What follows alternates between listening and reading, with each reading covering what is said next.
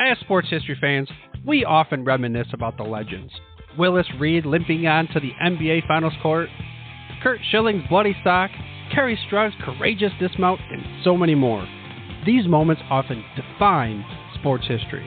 But what about the countless injuries that did not become legends, or careers that were derailed due to inadequate care? That's where this episode's sponsor comes in. Introducing to you, ILP Sports Consultants, your trusted sports injury partner, available 24/7. Brian Maelli at ILP Sports Consultants has over 20 years of experience in the orthopedic and sports medicine industry, and he has worked with athletes across the gamut, from youth to amateurs, professionals, in almost every sport played in the United States of America, accommodating athletes at every stage of their career. This adaptability ensures that ILP services are perfectly tailored to your skill level, no matter where you are in your athletic journey. With ILP, you are in control. Choose the steps that matter most to you. Diagnosis, treatment plan, recovery, or the whole journey. ILP services are tailored to your unique needs. Rushing for care is a common pitfall, leading to future problems. ILP Sports Consultants helps you make the right decisions, ensuring that you receive timely and safe care. And here's the bonus. Brian hosts the Injured List podcast, sharing insights and athlete stories you won't want to miss. Whether you're a concerned parent or grandparent, or an athlete yourself seeking guidance, ILP Sports Consultants is your beacon of hope in sports injury management. Visit ilpsports.com today. That's the letters ilpsports.com. ILP Sports Consultants, where your well-being is the priority and your recovery is the mission. Choose ILP Sports Consultants for a healthier sports journey, helping you get back in the game the smart way.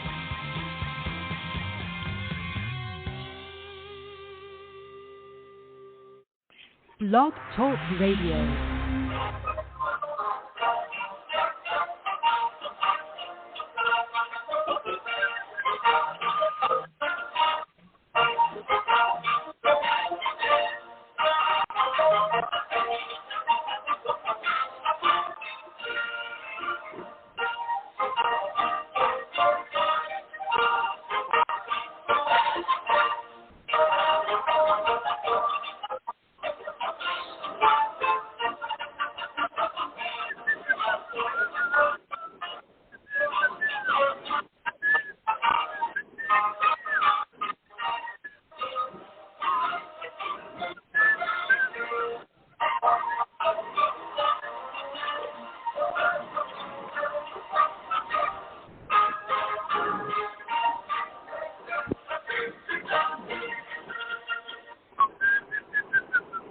Tonight we'll go back in time to seasons past, when 22 men graced the rugged fields of yesterday, fighting for one more first down, one more yard gain, and one final kick that would bring victory after 60 minutes of battle on the gridiron.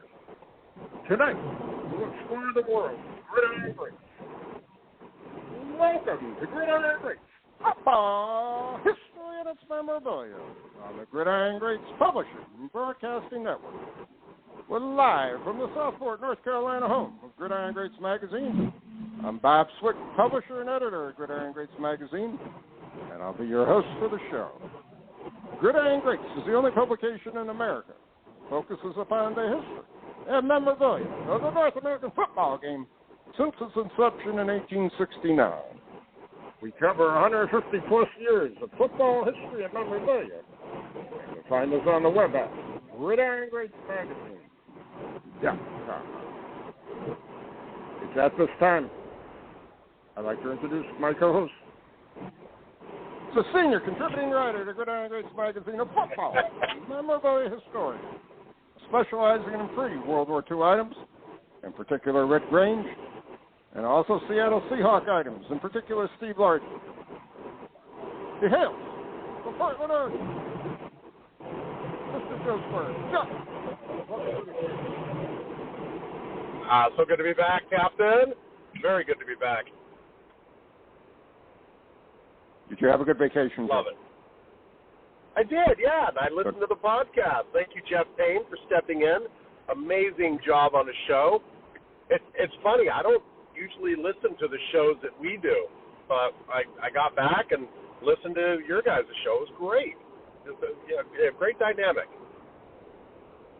I have to thank Jeff publicly also because, again, it's tough to fill in your shoes, number one, but also it's tough to just pick up on something right away and talk about it in a very short period of time. And Jeff is, being a football historian and a collector of the highest level, I appreciate his help immensely. All right, let's get on with our go ahead. We're going to get on with our show, and we're going to talk first about the 1935 National Chickle Set before our guest comes on. And the 35 National Chickle Set, and I've talked about this before in the past, it's a set I started and stopped and sold off 3 different times on 3 different occasions.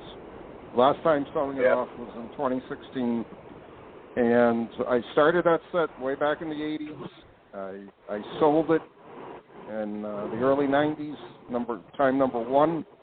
Time number 2, roughly around 2002, 2003, I sold off everything else I had. The second run, about a year later, I started collecting it again, and then I sold it off in 2016 for the final time. I do not own 135 Chickle. One day I'll pick up again another type card just to have it. For many collectors and football collecting and football memorabilia and football card collecting, they feel the 35 Chickle is the first mainstream set that has actually professional players in it as compared to the Spalding, compared to the Pottstown set, compared to the 1894 Mayo set. And now I'm going to lead off and hand off to you, Joe. Fill us in on a few more theories on this set. Yeah, and as you mentioned, to most football collectors, the 35 Chickle is the first football set. You and I were laughing before the show. We would be burned in effigy on VFC if we left it with that, because as we know, we've had many guests on the show talking about the 1926 Pottsville Maroon set, which is the first set devoted to professional football players. Postcards, very thinly traded. A lot of people, who consider themselves, football collectors probably aren't aware of this set. So, the 1894 set, as you mentioned, is college players. So 35 Chickle is the first mainstream NFL set collected. Let's leave it at that. And a lot of us, wink, wink, nod, nod, know a little bit better. But I've mentioned a few times on the show my white whale would be a 35 Chickle uncut sheet. It would just be that's the white whale. That's honey, I gotta sell. I gotta pull a second mortgage on the house kind of thing. 36 cards, obviously in the set. What I love about the set is on the flip side of every set, it talks about one of 240 cards in a set. The mystery that surrounds, did they intend to do 240?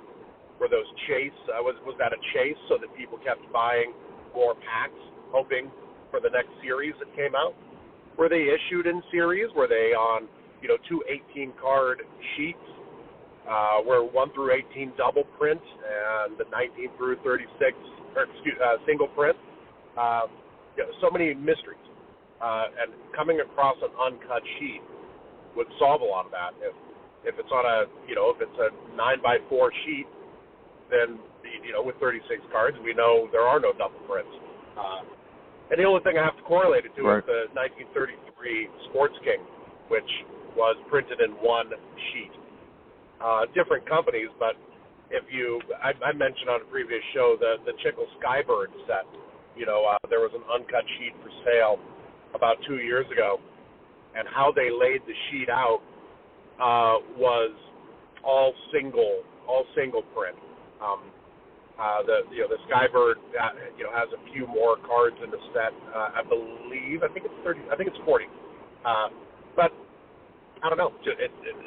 How it was printed, how the sheets were laid out, single print, double print, all that is wrapped in a mystery. 240 cards. Were they planning on more? I think most collectors that I talk to think no. that it was always meant to be 36 cards, and that was, who knows? Maybe if the set would have, flown off the shelves, maybe they would have made more. But who knows? Right. What's interesting? And that, 35 isn't that long ago. I know we've talked about that short print and the sheet configuration several times in the past. And again, that it's open and up to interpretation as far as what actually and how they actually printed it, so on and so forth.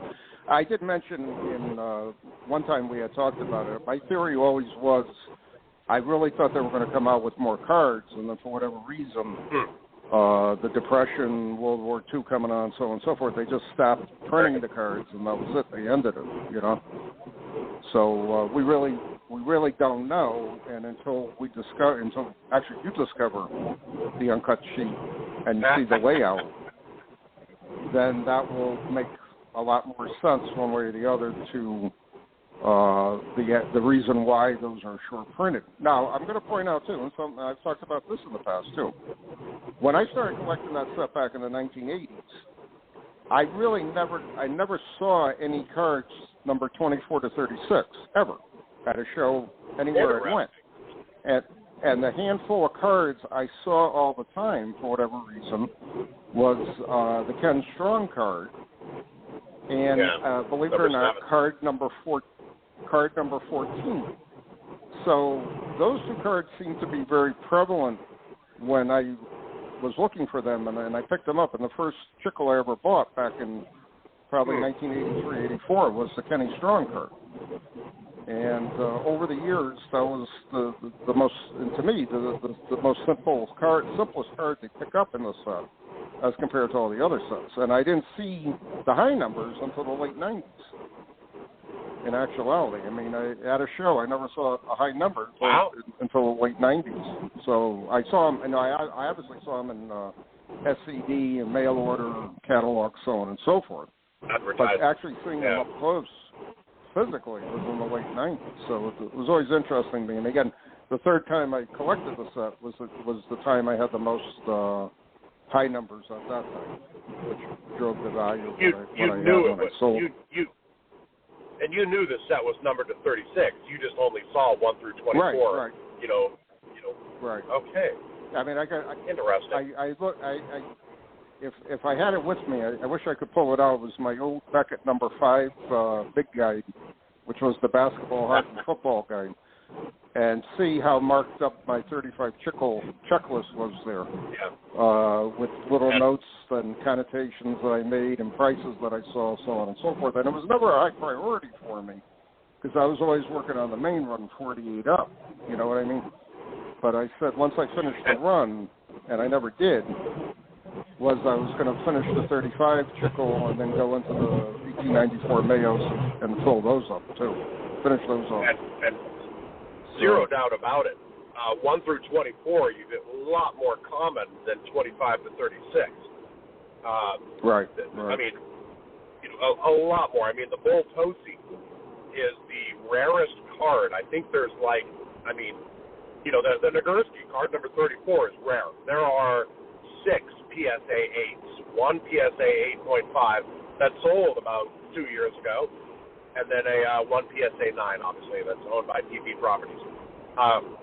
And then 8 PSA, there's 6 PSA 8s. There are 4 PSA 8 Bull Tosis, and one of them came up for sale about 3 years ago, and it was so obviously trimmed, it made me vomit in my mouth. But, I mean, was it a larger sheet? Was it 60 cards? 1 through 24 was a double print, and the other 12 were single prints. I mean, they made the sheets smaller way back then, but 1935 is so long ago when you think about it. It's just, I mean, we've never seen a 48 leaf pack. I've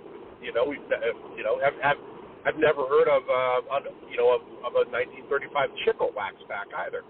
I mean, it's fascinating. No one bought these things and stuffed them away. But, well, the other thing too, the other thing too, I never really saw when I started collecting the set. I never really saw high grade cards. I would say I saw more high grade 35 Chickles than I did 48 and 49 Leafs back in the 80s and early 90s before they got things started getting touched up and everything.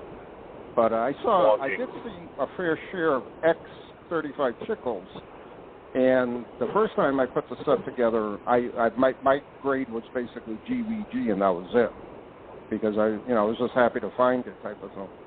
But as the years went on, I did see, and I've always said this, I saw more or better condition 35 Chickle low numbers than I did with the 48 and 49 Leafs when I first started collecting. So that's another interesting view to look at with the set. And again, giving your pop numbers, I can't really see a lot of perfect 35 Chickles out there anywhere. You know what I mean? And for wide, the 48 Leaf set, very wide swings on the dimensions, as we've mentioned before. I mean, 10% overage at some points, 50 millimeters all the way up to 55 millimeters. And the thought is they didn't think 48 Leaf would take off.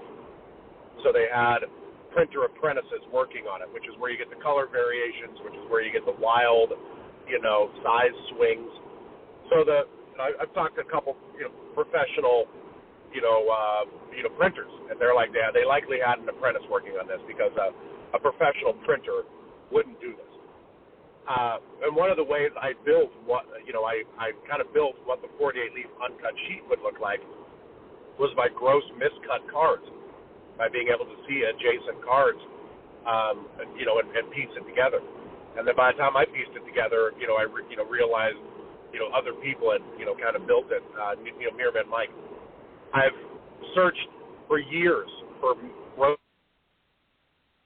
Chickle cards just to see a possible glimpse of adjacent cards, be a clue how they were laid out on a sheet.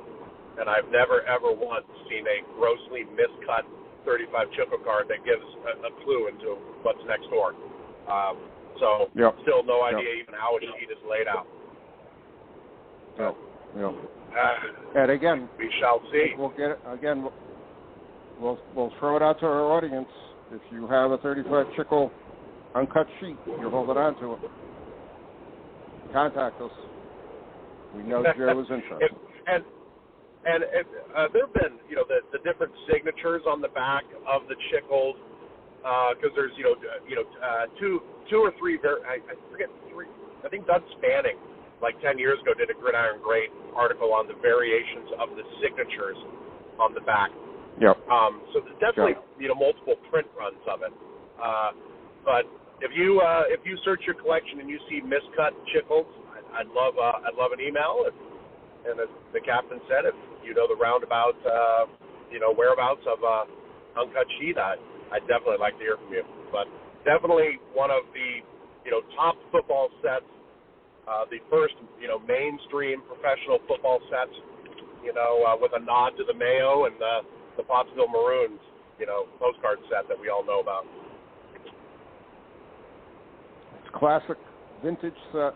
And again, be aware if you're not knowledgeable of the set, study it, because there was a reprint set of the Chickles out there, and unless you know what color backs you're looking at, you could be buying a reprint card, which may be advertised as being a real 35 Chickle, and it's not, because the reprint set that came out, and I want to say it was probably in the 80s.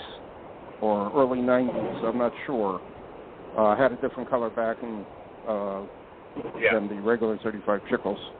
So be aware of that at the same time.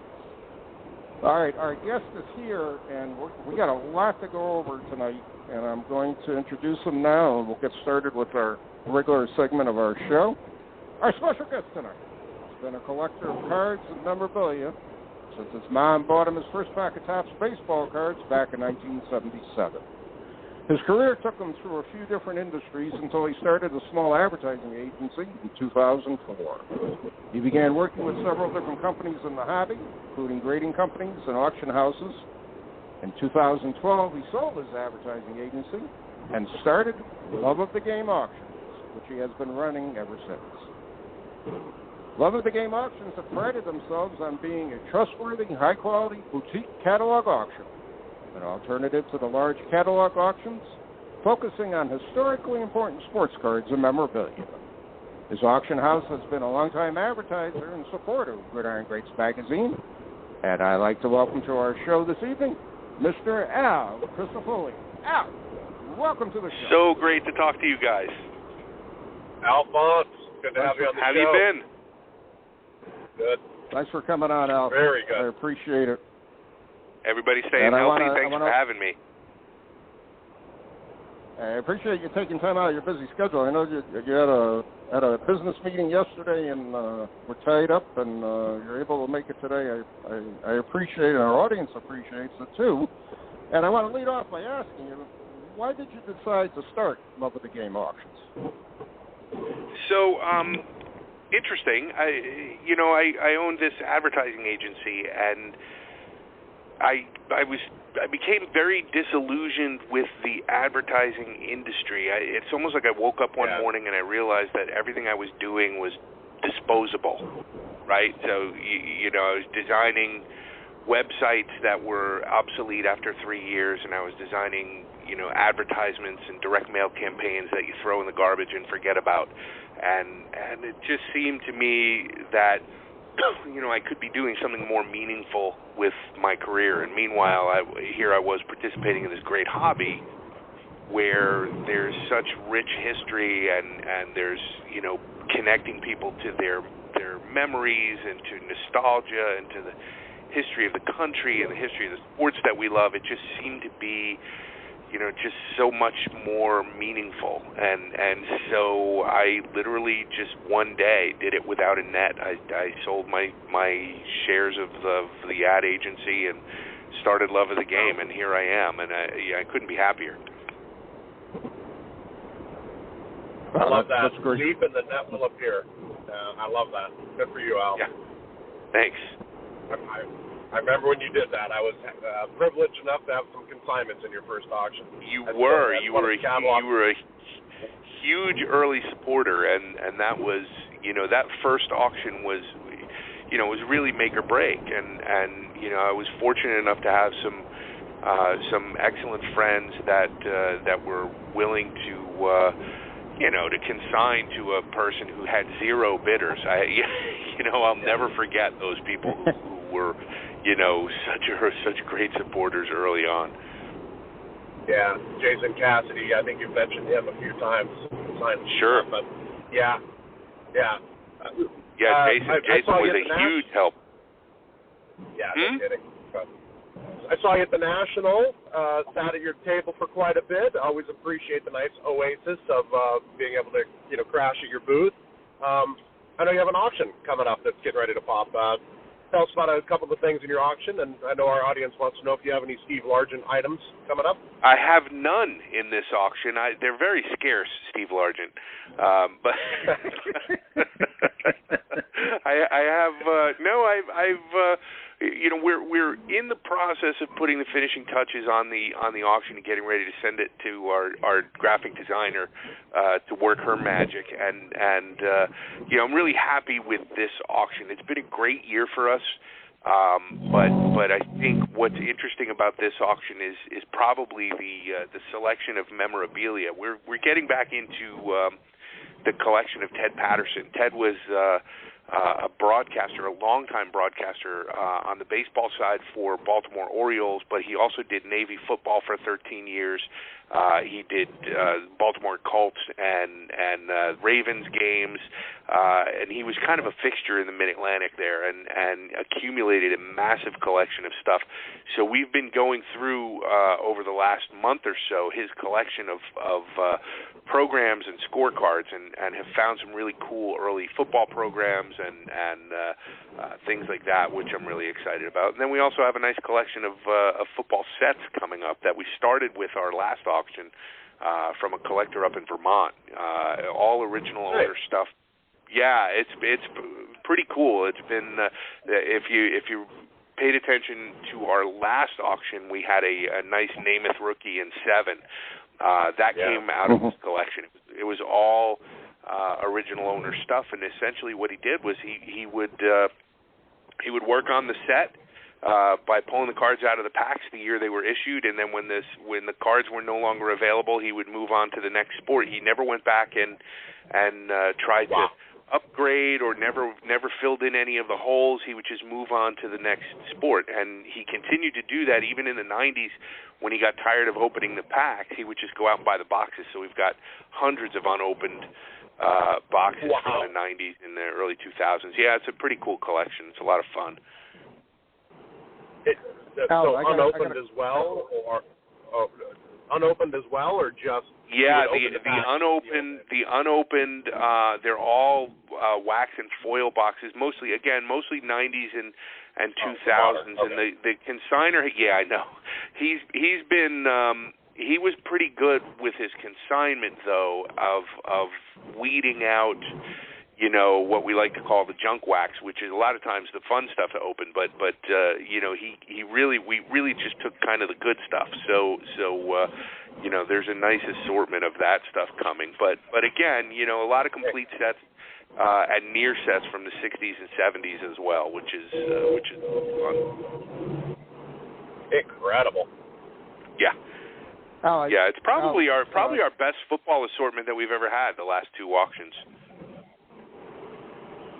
Al, off script, a quick question. I am very, very taken back by your online catalog, which is just an incredible design where you can actually turn the pages of what it amounts to being the real catalog if you have the printed catalog in front of you. Can you give us a little background on that? I love that. Yeah, even the little click noise. Even the little click noise it makes when you click on the page.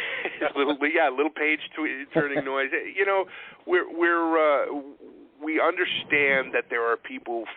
You'll never be able to replace the printed catalog for some people, and you know, once we started doing it, I realized that from a design standpoint, there are certain things that I can do with a printed catalog that I can't do with just that online scrolling grid that we all have. Like, for example, it's very difficult to convey size, right? You can't really convey everything's the same size. So in a printed catalog, I can make things bigger. I can emphasize things that are more important by adding words, you know, adding a description, making it larger and that sort of thing. So there are some advantages to the printed catalog, but there are also a lot of people who don't want a printed catalog. They do everything online. So I wanted to come up with a way that we could translate that sort of tactile feel of flipping through a book and stopping in your tracks when there's something big and beautiful on a page, but to do it electronically. So you know, the format that we're using gives you the ability to do it on your desktop, but I think more importantly, it also gives you the ability to do things on your phone and on your tablet. So you can page through the catalog on your phone, and then you can even do things like, you know, make notes. And, you know, the other thing that we do sometimes is in the online catalog, we can incorporate video into that. So you know, where I have the space to do it, you know, like, for example, we sold the, I'm trying to think of I think it was the Alan Amici jersey that we did this with, where we sold an Alan Amici jersey from the 50s or 60s that, you know, we wanted some video of the highlights from the championship game where he scored the touchdown, you know, the greatest game ever played. And I think it was that jersey where we just embedded the video right onto that page of the catalog. So you're flipping through like it's a catalog, but then all of a sudden, you know, there's a little button and you click the button and you can watch the video. And you know, we find that that's a nice way to supplement on important items. Yeah. Yeah, you do such a good job. Your online catalog. Yeah. The online catalog is just superb. I mean, it's so interesting to have the actual feel of the catalog. And Brenda and I have always said, we really would like to go that route with Gridiron Greats with the magazine. But at the same time, we have a lot of, like, Ed, I know you and I talked about this at a dinner several years ago at one of the nationals, where we said we still have the older collector who lives for the printed catalog, the printed magazine, the printed word type of thing. And you still got to print for them. You still got to provide them with that. But at the same time, the design of your catalog is just amazes me every time I really appreciate that, Bob. That's super nice, and we spend a lot of time on it, and we're always thinking of ways that we can increase. I mean, if we're going to print the book, right, I would like to create a piece of material that you don't throw in the garbage. And so, we're always looking at more ways that we can make that catalog more like a magazine and a reference material that you want to keep. And I think in the coming years, you'll see us do more and more of that, especially as we start to get more interesting collections that where we're selling a full collection that has kind of more of a thematic sort of approach to it, and as opposed to just a listing of stuff like a lot of catalogs are. So the quality of the material also is what allows us to do that. Yeah. Right. And again, just your design, your design background, just it really, it's so obvious, in your catalogs and stuff like that. Just your writing style, your intros, it really shines. I appreciate it. It's funny because I am also the kind of person that if it wasn't for the fact, you have to sort of bundle in a deadline, because I would just continue to enhance it and refine it and refine it and refine it and never actually have the auction.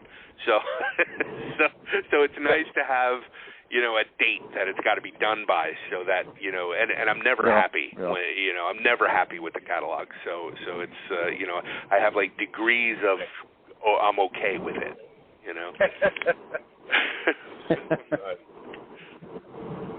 Al, you have a very interesting way of collecting your consignments from different collectors and collections, and I know you travel extensively around the country for items for the auction. How did you come up with this idea, and can you share with our audience any stories about some of the road trips you had to pick up inventory for the auctions? Well, the way I came up with it was probably the worst possible way of coming up with it, in that I'm absolutely terrified to fly. And so, that made it really easy for me to not fly.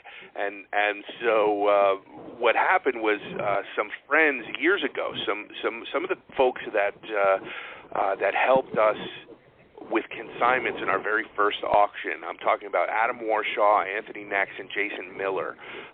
They're out in Southern California, and they put together a little community show that they wanted to do, like a little card and memorabilia show in Culver City, California. And I wanted to be able to support them the way they supported me. So I bought a table at their show, and it just got in the car and drove to California. And I figured, well, if I'm going to drive all the way out there, I should make some people aware of the fact that I'm coming, and see if I can't pick up some consignments while I'm going. And it wound up being it paid off. It was great. And so I've done it again and again.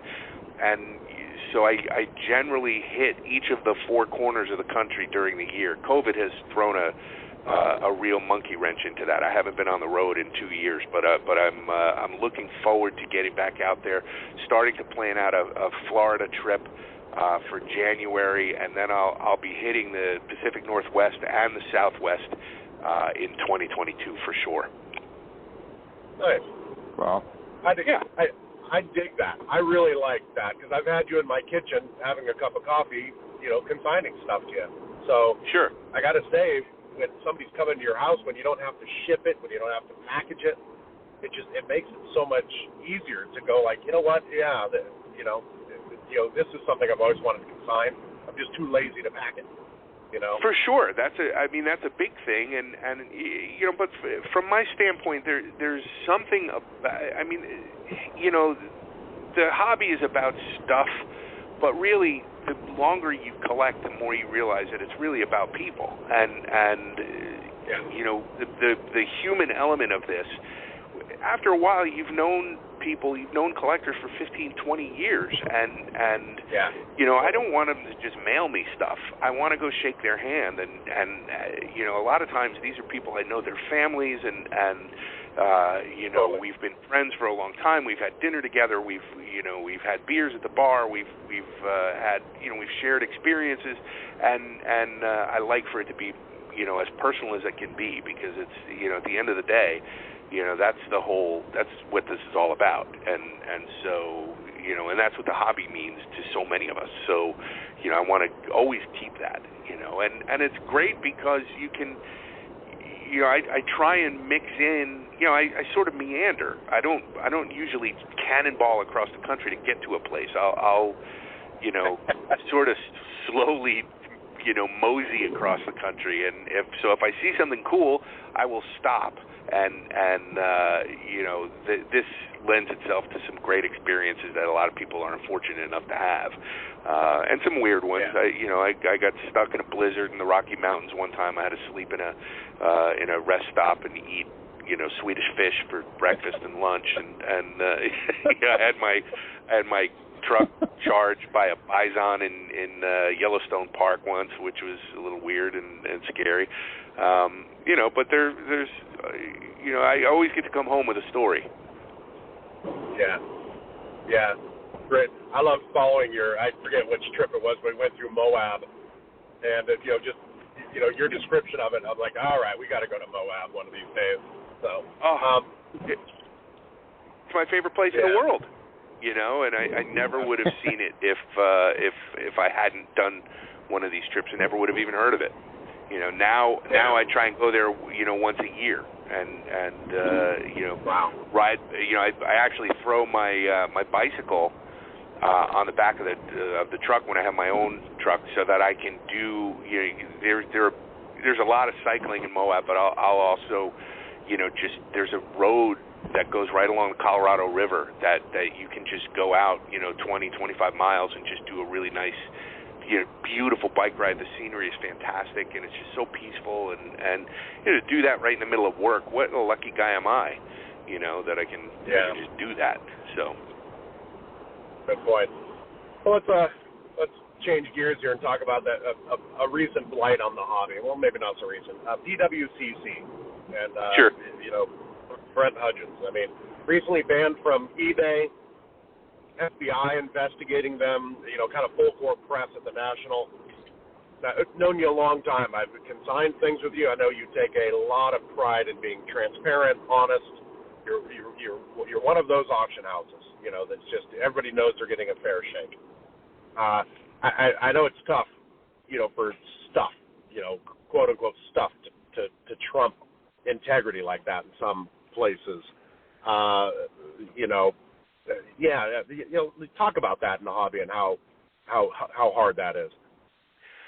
You know, it's frustrating. It's not that it's hard. I mean, it's easy to do the right thing. It's easy to run a business where you just run it the right way, and that was part of, you know, when I started the company, you know, that was part of the deal that I sort of made with myself, is that, you know, I want this to be up and up. I want to do everything the right way, and I'm not interested in you know, cutting corners or you know, just for lack of a better term, wearing the black hat. I want to wear the white hat, and if that means that I have to you know, take a little bit of a hit financially, that's okay, because I want to be able to look at myself in the mirror in the morning.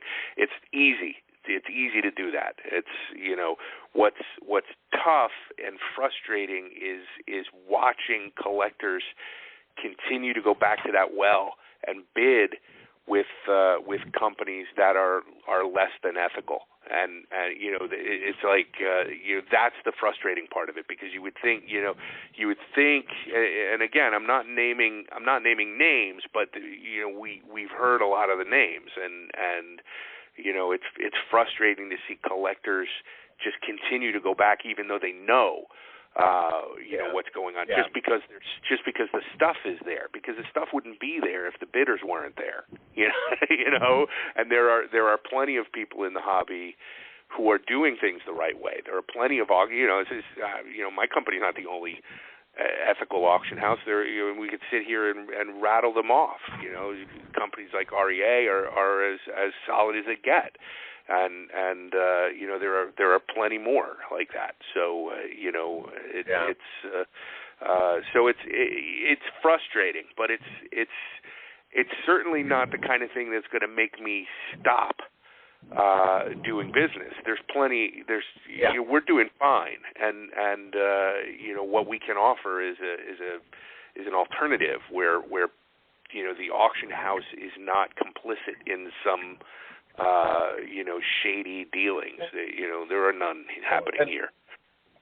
And it's a chicken and egg thing. I've always wondered why the hell people continue to consign to nefarious auction houses. I mean, and the only answer I can have is because they get better prices, because they shill bid, because et cetera. And that's the tough part. I think that's why a lot of these investigations take so long to progress, because there's that. We all have sort of this weird relationship with the hobby where we're all buyers and sellers kind of at the same time, right? And so, you're a collector, but then you get some dupes, or you finish a project and you want to sell it off to fund a different project, or you get bored with something and so you sell it. So once you sell it, you want to sell it for the highest price that you can, and so it's very tempting to look at every possible resource and say, where can I move this piece of my collection or whatever, and we know the names, and there's a laundry list of them out there, and you consign to every one of them. So do you want to consign to the one that consistently posts high prices, even though there's questions about whether the prices are actually real? Or, do you want to maybe, I don't know, the decision is an easy one for me, but I can understand why it's not an easy one for everyone. This is, especially now in this crazy climate, this is real money. Yeah. So. Yeah, and the risk of, anybody who has something consigned with PWCC right now is taking their collection into into the wrong hands. It's a risk, because if PWCC gets raided, while their consignments are sitting there, good luck getting those back.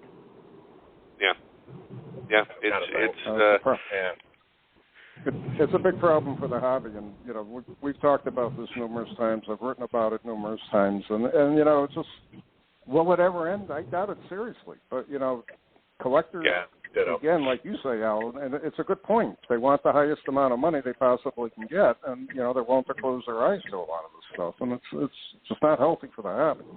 I don't care. I think if you have any appreciation for the history of the hobby itself, right, and not just the stuff, not just the material that we collect, but the history of the actual hobby, then you understand that we're sort of stewards of the hobby, all of us, as we participate in collecting and all of this. Eventually, our material is going to pass through our hands, and the health of the hobby is also going to move on to another generation of people. It's very disconcerting to people who are starting in the hobby, to hear about the kind of things that are, that cause real trust issues and issues about, the authenticity of the pieces and whether the pieces have been, altered. And so, I kind of look at this and feel like it's a privilege to be able to be a part of this, and be a part of this thing that's been here for so long and actually make money at it. I want to leave it better than it was when I got it, and so I just wish everyone else in the hobby felt that same way. Such a great way to put it. That. I agree with that. Al, do you have a consignment that, above all other consignments, you would like to pick up besides my collection when I get rid of it? What is your white whale consignment? It's interesting because I was sitting here and I was listening to you guys talk about the National Chickle set, and it's a fascinating set to me. for a lot of different reasons. Primarily because it the cards are beautiful and the artwork is so similar to the Diamond Stars and the Skybirds cards that it's almost like you can pass these, this entire design through an entire year of trading cards, right? But the Nagurski was the first high-end card that I sold in my very first auction. We had a PSA 7 Nagurski, and I feel like I want to sell an 8, and that's sort of there's an 8, there's however many 8s, there's an 8.5 and a 9, and I would love to sell one of those because I really want to know what is that card worth in a trustworthy public auction. Not in a private transaction. What would it be worth to just put that card out there and sell it to the highest bidder? What would that high bid be?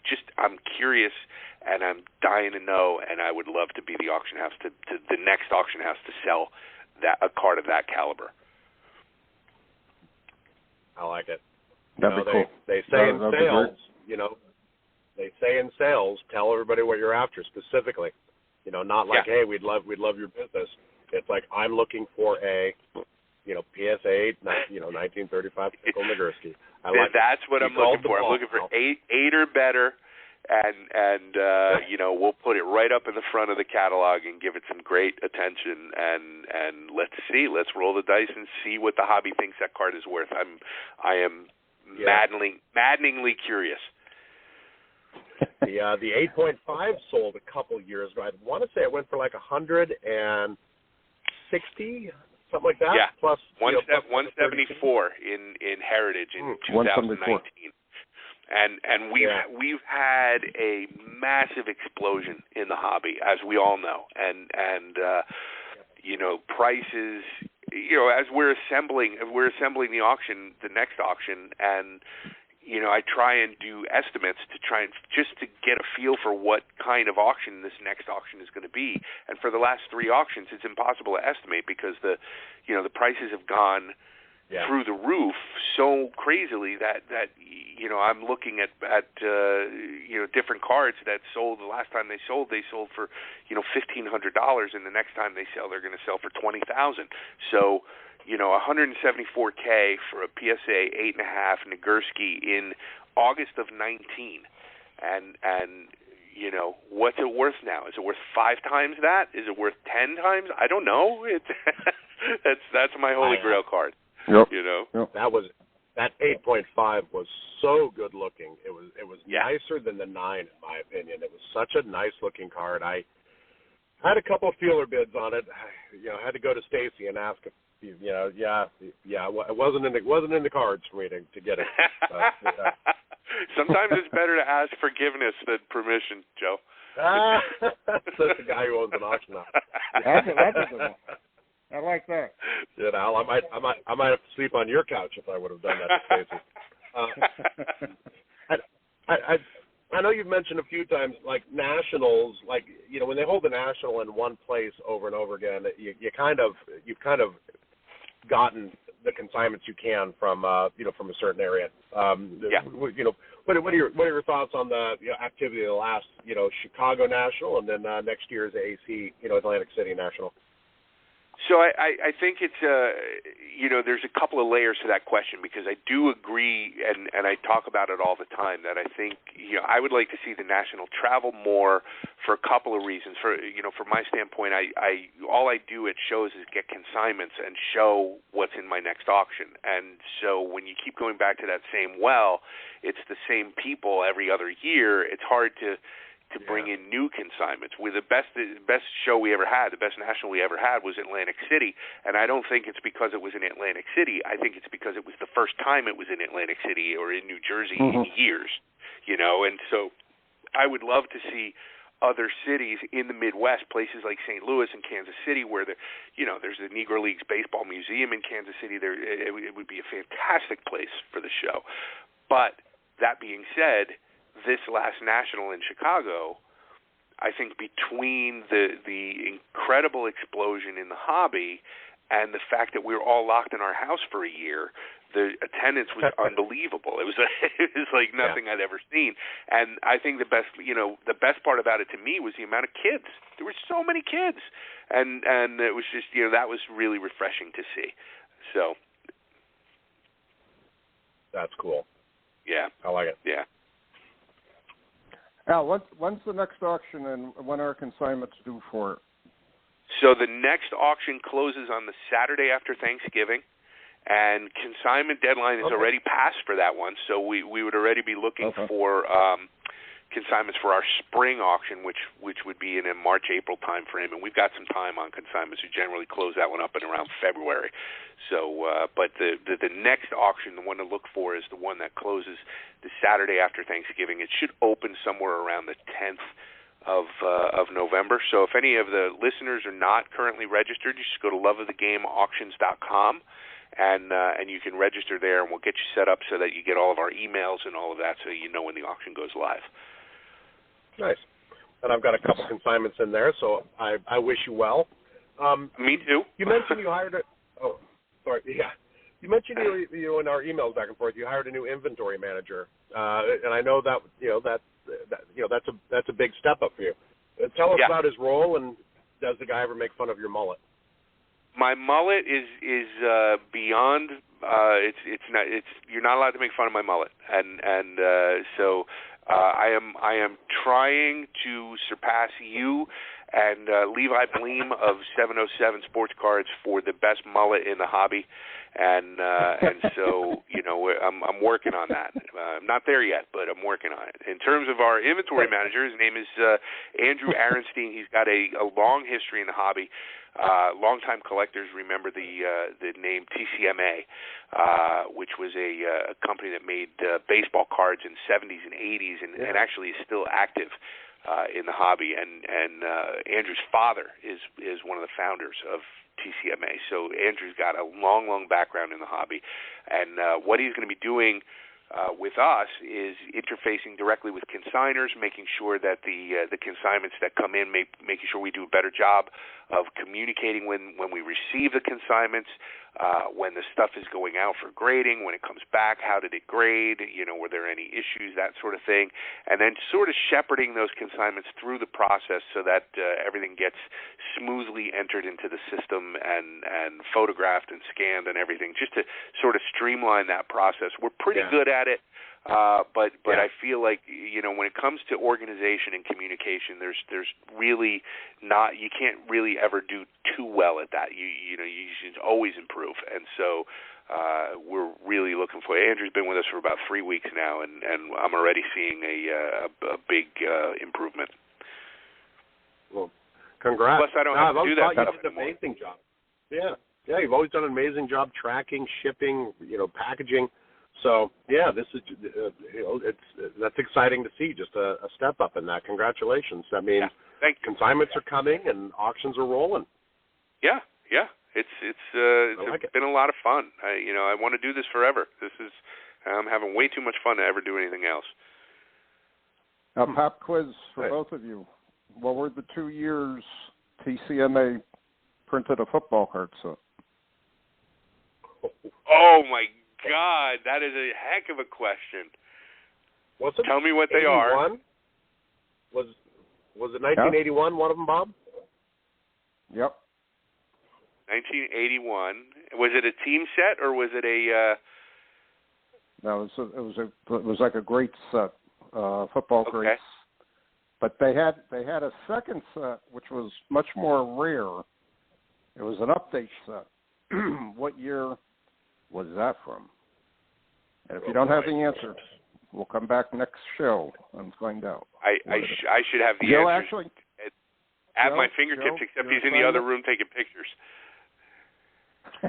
What was that, Bob? The next show, you're going to fill us in on that update set. That's going to be your assignment. I will get the answer to that question. And Al, when I saw his name, and I didn't read his bio, I just read what the emails were saying. And I Sure. thought to myself, I wonder if he was related to the family with TCMA, and he was. Yep. So that's Yep. cool. Good family. Good family. It's good great history. I mean, going back to like the very first national, the things that we do in the hobby. That, his father's a pioneer. So it's a pleasure to have that kind of passion and lineage that's part of Love of the Game now, and that's just an honor. Al, I love the prologues. I love the prologues you do for each auction. They're always so personal. They're from the heart. It's I don't want to say they remind me of Joey O's SMR thing, but they're in that spirit. They're much better. Excuse me, not Turners now. Thanks, I guess. Sorry, I should have. I'm leading up to something fun. I should have. You're setting the bar. They're better than Joe's. I don't know that that's a high. Never get cheated out. Never get cheated. Yeah. You need a tagline, is what you need, brother. But we were talking about stuff earlier, and somehow stuff trumps. And one of the things that to me cemented you in the hobby. I mean, obviously, love you, always have, but we have a mutual dear friend, Jim Blumenthal, who passed away, and the prologue in the auction you had next that just started off with stuff. Sometimes we get bogged down in stuff, and it's actually the friends that you acquire in the hobby. And I saved that catalog. That one still, kind of hits me. It was just it was so from the heart. It made me just realize that it's so much more to that, to the hobby than stuff for you. And it reminds me of just what you were saying. It's like a lot of these guys are friends. It is. These are human beings. Jim's loss was a crushing loss for me. He was just a great man, and his smiling face. I mean, I can't say enough about how much I love that guy. And there's so many other guys in the hobby that are like that, And when I sit back and I start to think about people who are my oldest and dearest friends.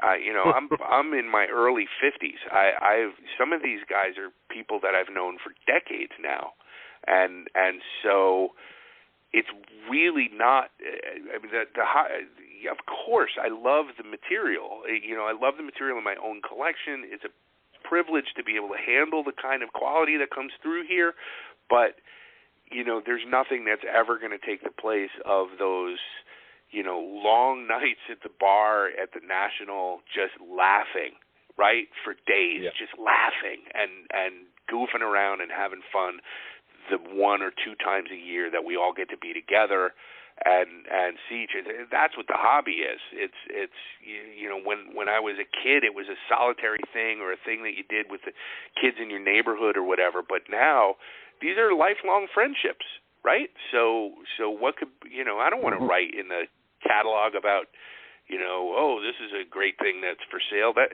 that's I feel like what's coming from me needs to transcend all that stuff a little bit because I want to convey what this hobby is to me personally in that segment of the book. Al, we're running out of time. Quickly, any suggestions for a beginning collector in our hobby? Yes, collect what you like, and don't worry about what it's worth. And I think it's really important to try and focus on the thing that you like and become an authority on that thing. Learn everything there is to learn about it. Just turn it inside out. Learn all of the different nuances and what makes that thing that you like important, and become a specialist in it, and then meet other collectors. That's the best part of the hobby. That's great advice. Al, I really thank you for the support you've given Gridiron Greats magazine over the years. As our regular readers and listeners know, you're an advertiser. That inside front cover is yours. People look forward to your auctions coming up. And, again, I thank you for being on our show this evening. I thank you for your support of the magazine over the years. It is appreciated. And it's interesting, you talk about being a boutique auction house. We were called, Gridiron Greats magazine was called several times a boutique publication for football memorabilia because it is so specialized. Sure. And it is not something you're going to see at Barnes & Noble type of thing. So no, it's good to be... Go on. Go ahead. I'm sorry. It's a vital resource. It's good to be boutique. Yeah, Gridiron Greats is a vital resource. There are things, I consult I have a run of Gridiron Greats, and I consult them constantly. There's nothing else out there. There are very few hobby publications, and so what you're doing, and the fact that you're just a guy who's doing it out of the passion and the love for the hobby, it's really important. It's a pleasure to support that. All right, thank you for it. Thank you for your support, and thank you for being on tonight. We're almost out of time. Joe, Al, thank you for being on, and we're in our 2-minute warning and wrap-up with 30 seconds to go. Joe, quick. Hand it off to you. Al, thank you. Tonight's show. I just wanted to say thanks again, Al, for being on. We've been trying to get you on the show for a while just to talk about love of the games, and it's just one of my favorite auction houses. I love consigning with you. So, classy guy. Thank you. Pleasure. Thanks, guys. And again, if you're not if you haven't signed up for Love of the Game auctions for their next auction to bid, please do so. And if you're not a subscriber to Gridiron Greats magazine, what are you waiting for? Check out our website, gridirongreatsmagazine.com. All right, we're out of time, and thanks for listening. And hopefully we'll be back next week with another episode. Take care.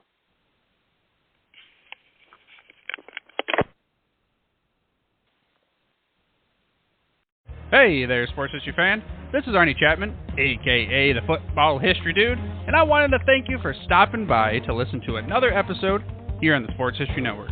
Our podcasters are passionate about uncovering and sharing sports stories from yesteryear. And if you didn't know it already, we have over 30 shows across the network covering all sorts of sports history topics.